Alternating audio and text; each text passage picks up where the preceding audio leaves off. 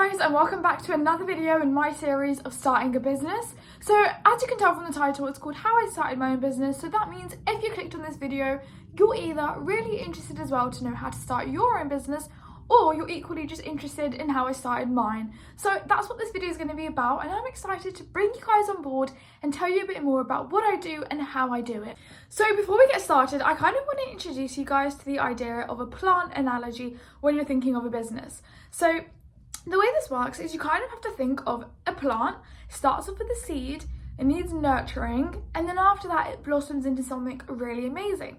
And that's the exact same way that you've got to think of a business. So it starts off with a seed, which is just an idea. It's essentially just nothing really, not until you nurture it and until you invest in it.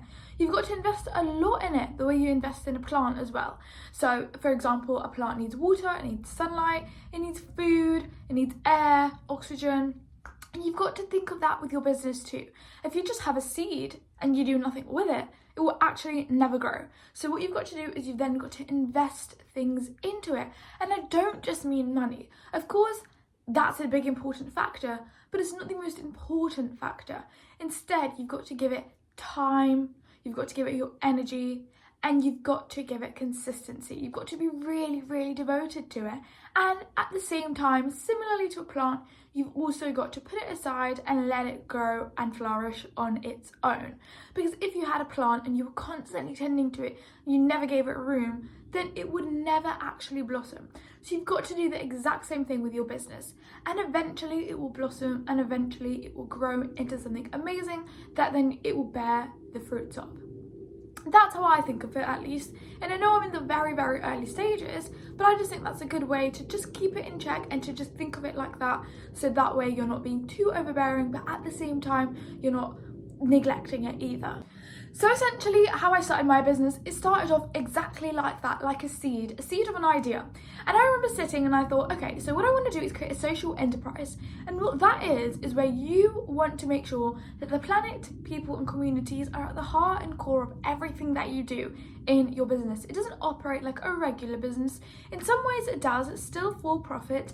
But at the same time, you're not doing everything just for profit. You're doing it for a social impact. And that's when I thought to myself, okay, well, I love reading, and I wasn't really that aware of the issue of how many books end up in landfill every single year. So I wanted to do something about it. But naturally, I then thought, what can I do to reduce the amount of books that end up in landfill?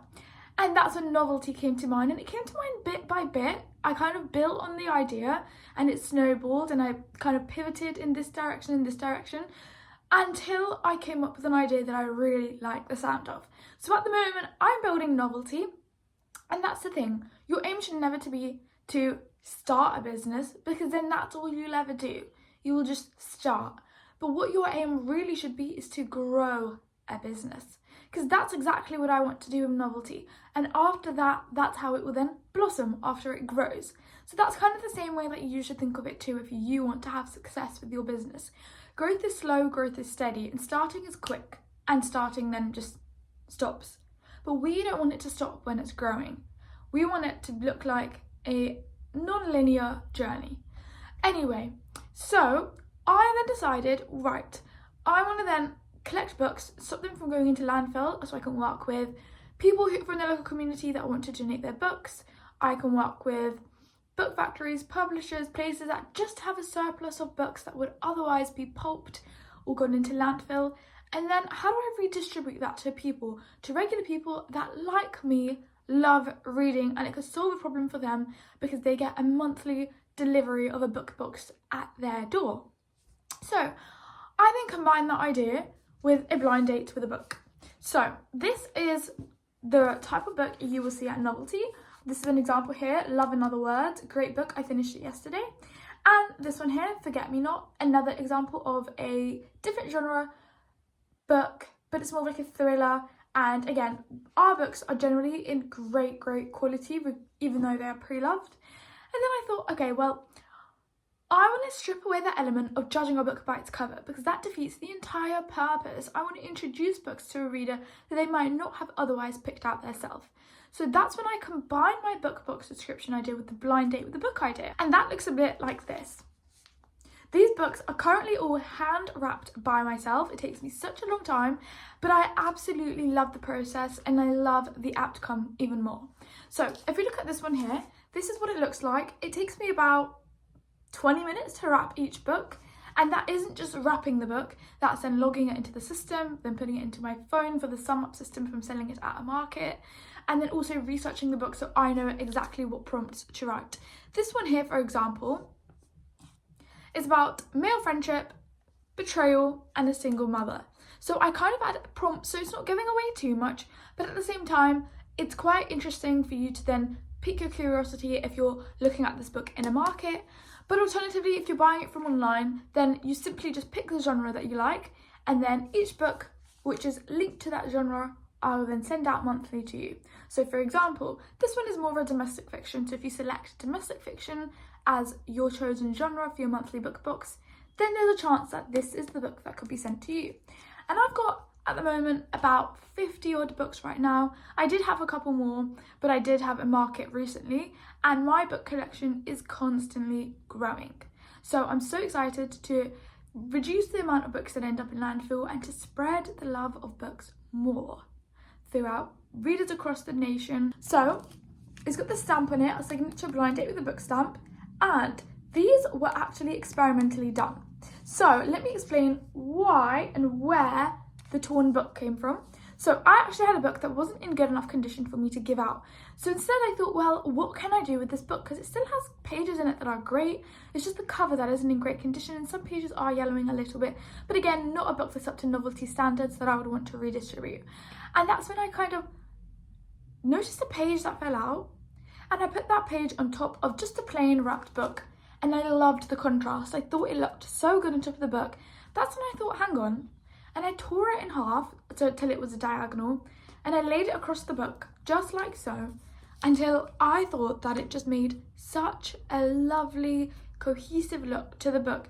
And then I decided to stick with this style across all of my books. I glue down a part of the book, and it's not an extract of the book inside, it's purely for decorative purposes, and as well it's 100% recyclable, so that way it adds a special touch to our books, which I just absolutely love. So how did I start? I started by just starting. You cannot sit and research an idea for ages. I mean, of course I did. I sat and I researched and I looked at competitors and I built up a business plan, a model, and I thought, okay, well, I need to look at my market. I need to do market research. I need to look at market analysis. I need to actually refine my brand image. I need to refine my message, the meaning behind what it is. And as well as that, I thought I want to do something more, which is when I introduced the idea of the buy a book, give a book scheme, which is to tackle book poverty across the UK. So that's when you buy a book from Novelty, we match that and give a book on behalf of you to a child in need from an underprivileged area. And when I had all of this lined up, that's when I thought, do you know what? I'm really happy with Novelty. I'm happy with what I've built so far.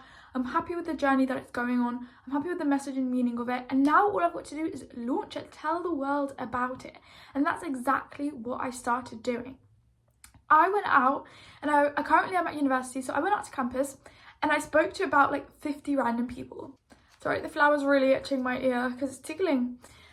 And then I thought, what I'm going to do is I'm going to go around and just have a normal conversation. I'm just going to talk to these people and see, are they interested in Novelty? Are they interested in the idea of a blind date with a book? Because here's the thing, when you start a business, you have a lot of assumptions. And I assumed that people, one, liked the idea of buying a book that they don't know what it is. I assumed people liked the idea of getting a book monthly to their door. I assumed people liked the idea of a pre-loved book. I assume people like the idea of doing something eco-friendly, but these were all just assumptions. So I had to go out and test it in the cheapest possible way. I had to go and do the most minimum viable way of testing it. And that's exactly what I did. I just got a book, wrapped it in craft paper, wrapped a ribbon around it, and I wrote a couple prompts exactly like this. My books didn't look as pretty as this back then. But what I did is I went around campus and I was like, hi, my name's Anissa. Can I just tell you a little bit about what I do as a change maker? And I told them, I gave them a little picture about Novelty. And I said, can I show you a prototype of my book and what it looks like? So I took out a book and I explained to them the concept. I said, this is what it will look like. Would you be interested? And I wasn't trying to sell it to them. I was just trying to pick their brains. I was like, would you be interested in buying a book if it was pre-loved? And a lot of the time people are like, yeah, of course. Would you be interested in buying a book if you didn't know what the book was about? And a lot of the time people are like, oh, yeah, actually I would be. Yeah, this is such an interesting idea. So through that, I got validation, and validation is so important when you're building up a business, because you can't just have assumptions, because if one of your assumptions is wrong, your business can be flawed. So I went out and I tested my assumptions, not only through physical ways of meeting people, and I remember I had post-it notes, and I went around and I was like, please write your feedback on post-it notes. If you've got any comments, any criticisms, I'm happy to take it all in. So write it down, and I collected them all in. And then I created a Google survey, and I also distributed that online to like group chats I was in, friends, family. I don't even know if this is allowed, but I just did it anyway, where I mass emailed it to like so many random people in my school just to get a response. And I did, and I got a lot of responses. But again, that's so important, because you're doing your market research, you're collecting data, and data is really, really important for you to then, accelerate your idea, and for you to then know, what is my next move?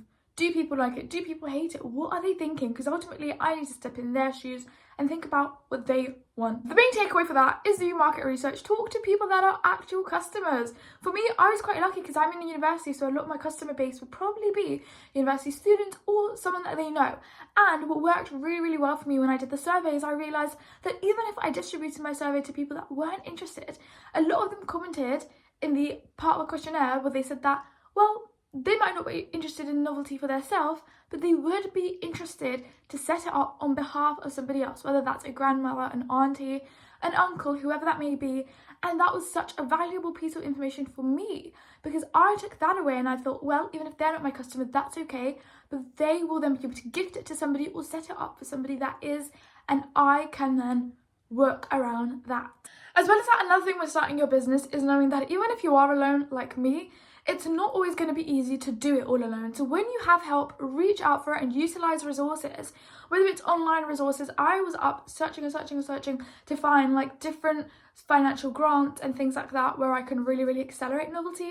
I was looking to find different programs, mentoring programs, and everybody in my network that I knew that was somehow linked to business, entrepreneurialism, tech, website development, SEO, anything in that realm, even if it was photography, whatever it is that could potentially help and benefit novelty.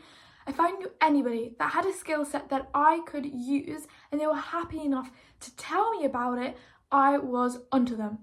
And here's the thing, good people help good people. That's the way I see it, because if you're a good person, people will want to help you, and vice versa. You will also want to help good people. So harboring these connections is really, really important, because it can help you in so many aspects of business. Because business is like that, so multifaceted and so diverse in what it requires, that you can definitely use people as your assets in the best possible way, to be able to climb up this wall. You know, it's like they're giving you a hand each time to climb and to go further. And linking to that point, at the same time, it's also really, really important to be able to have a good connection of friends or just some supportive people that will kind of spread the word for you. Because when something is very new and you're passionate about an idea and you love it and you tell other people and you bring them on board, they will also then naturally go and tell other people about it. They will tell their family, their friends, and bring them on board too. So it's so important that you love your idea, you understand your idea inside and out, and you tell other people about it. Don't shy away from it. Don't think, I don't want to tell my family members, I don't want to tell this person, I don't tell this person. I know that there's that element of judgment there and that element of vulnerability, but it's still really important to be able to bring your idea into existence, talk about it into existence, and tell people, because naturally if you love it, so will they if they love you. And that is how it works. So in terms of the actual setting up of novelty, I didn't want to get too bogged down in the logo, the branding, all of that stuff. I think the message is important, the meaning is important, and the mission is important. But in terms of the logo and the look of it, I didn't want to spend too much time because I wanted to get the ball rolling. So I actually did hire someone to do my logo design for me. At the start, I was just literally looking on Pinterest to find like some kind of ideas and pictures that resonate with me. The logo that it is now is actually not what the original logo was. I did change it because I just felt like I couldn't connect with it. And for me, it's so important that I myself as Nisa can connect with it. Otherwise, I'm just not going to love it and I'm not going to feel proud of it. And that's not what I wanted for novelty.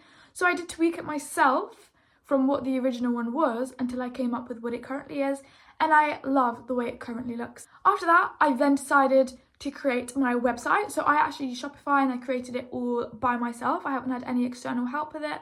I did get some consulting and I did just kind of research online, but aside from that, it's completely bootstrapped and I have done it all alone. That being said, I don't think it's perfect at all. There is still so much back-end work that needs to be done in order to maximize it so that it's just so optimized and you can find it as soon as you search up novelty or book subscription Books UK. It needs to be at the top, but I know these things take time, so I'm not too worried about doing that right now. And then slowly, I got on to marketing it, pushing it out there. And that was 1, through social media, and 2, through doing my actual market. So that's currently where I'm at now. It's like a slow slope that's on its way to going up. But at the same time, I'm still at the very early stages and I'm documenting it with you guys as I'm starting. I'm still doing predominantly in-person markets because I love being able to really talk to people and tell people all about what Novelty's about and what we do and what I'm so passionate about. But at the moment, I'm also still trying to juggle doing content online and staying consistent with that whilst making these videos to document the whole process for you guys. So yeah, that's kind of the seed, how it started and how I started it, and also like where I'm at now. Because it's not like I can look back and be like, yeah, so this is a multi-million-pound business and this is everything I did to start and how I got here. I can't put it like that because I've still started and I'm still just here at the very start. I'm still slowly growing. So that's pretty much all I've got for at the moment for what I've done in the last couple months, starting from about January up to where I am now, early May. We've made slow progress, steady progress, but I'm happy with the rate that it's going at because I would rather nurture it so it grows slowly than rush it and push it and make it artificial and inorganic, because that is not what I want for Novelty. So I hope that this was useful to you guys. I hope that there was at least something I said that you guys like the sound of or you guys can take away, whether it's in starting your own business or being a part of mine. So if you want to be part of Novelty and my mission and you want to make a social impact and be part of something bigger and better and greater, then head over now to check out my Novelty website and my social medias. Everything will be linked down below. Thank you so much for watching and I'll see you in my next video.